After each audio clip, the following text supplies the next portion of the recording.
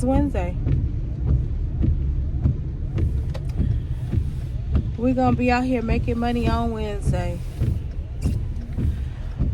So today started off with pouring down showers. Now I'm looking at clear skies for the moment. It did say it was going to clear up for a little bit. So we're going to try to take advantage of working while the sun is out for a period of time and just peek through the sky. And so now I'm just sitting here in the location that I'm in to see if there's going to be a batch that's assigned within the next 20 or 30 minutes. I'm only going to stay in the area for about 10 minutes though, because we don't want to get stagnant. We don't want Instacart's algorithm or its map to think that we're in the location for too long, because then it start doing what it do. It has to feel like you're not available, if that makes sense. That's just how the algorithm works, y'all. It's so weird. You have to act like you're not available in order for it to start pinging and doing the things that it does. So periodically I move around. I just move around and see what it does. So this week I am finishing up some loose ends because I do start work on Monday, Lord willing. If everything goes according to plan, I will be starting work on Monday.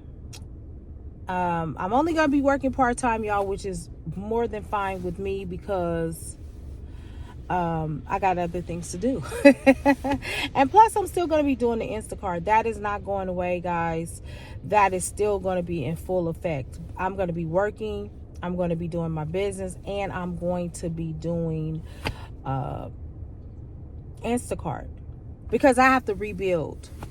I talked to you guys about having streams of income, and I'm going back to my 3, but then I'm going to be seeking to add a 4th and a 5th and a 6th, and we'll see what that means as time goes along. You know, you got to make money in order to invest money. You know, you got to have, even if it's just $5, you still got to make $5 to turn that $5 into $20. That's all I'm saying. So those are my plans, and follow me on my journey because it's going to be an amazing journey to rebuild. One scripture comes to my mind is that except the Lord build a house, they that labor in vain. And I believe that's Psalms 127:1. And this time I'm going to allow God to build the house, because sometimes our foundations are not built on the right things. You know what I mean? And that's not to say that my foundation wasn't built on the right thing, but sometimes even the foundation that was built properly in your mindset, it needs to be teared down and reestablished. And so I want to do it God's way. I want to save God's way. I want to spend wisely. You know, all of us have had sometimes in our lives where we have not been so wise with our money. It's just a part of life. I mean, everybody goes through that. There's no shame in that. Let me just say that clearly. There is no shame. We all mess up and blow through money sometimes. Whether we're young, whether we're ignorant, whether we don't know or understand how money actually flows and works. Whether we have limiting beliefs. If you grew up thinking, oh, you know, money don't grow on trees. That's a limiting belief. You know, there's always a mindset of scarcity. And so what we have to redo and retrain our brain to understand, right?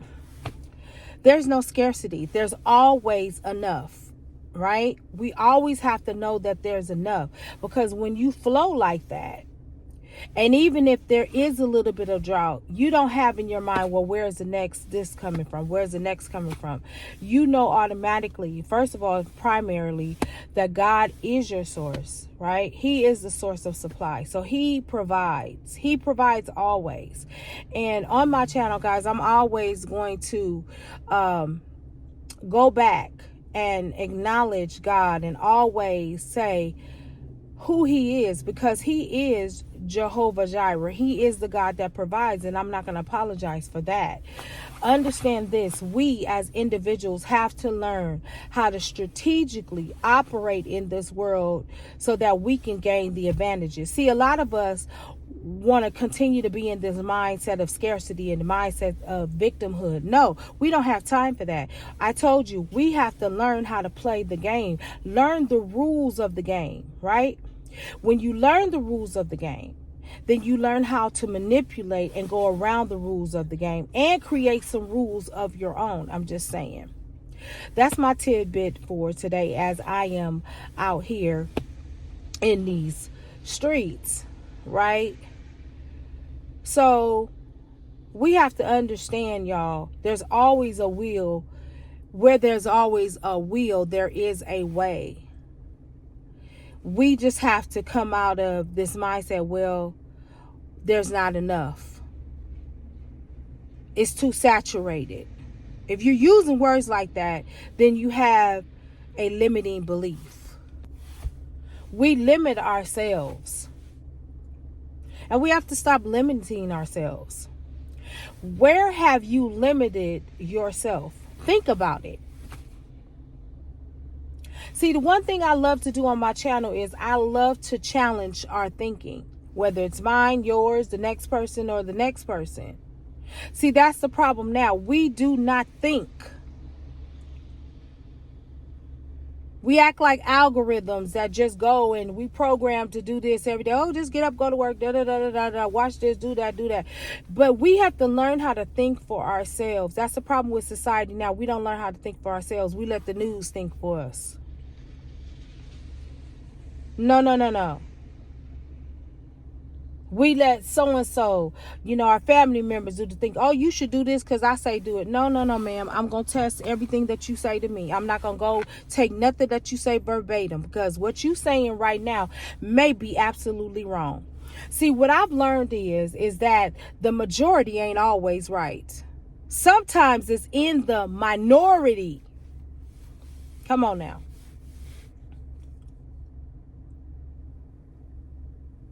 So, what we believed in the past has affected us greatly. Money don't grow on trees, as I've said before. Well, I don't know if I'm gonna be able to do that or not, because money is tight, change is strange.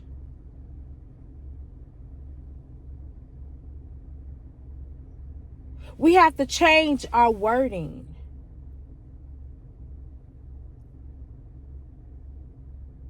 Maybe we can say something like, I don't want to make plans for that right now. That's not in the budget at the moment, but maybe at some point in the line of things going forward, that might be an option for me. But right now I'm focusing on taking care of this right here.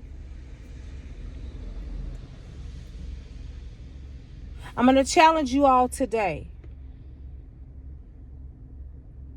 You could change your life in 10 minutes. How do you change your life in 10 minutes?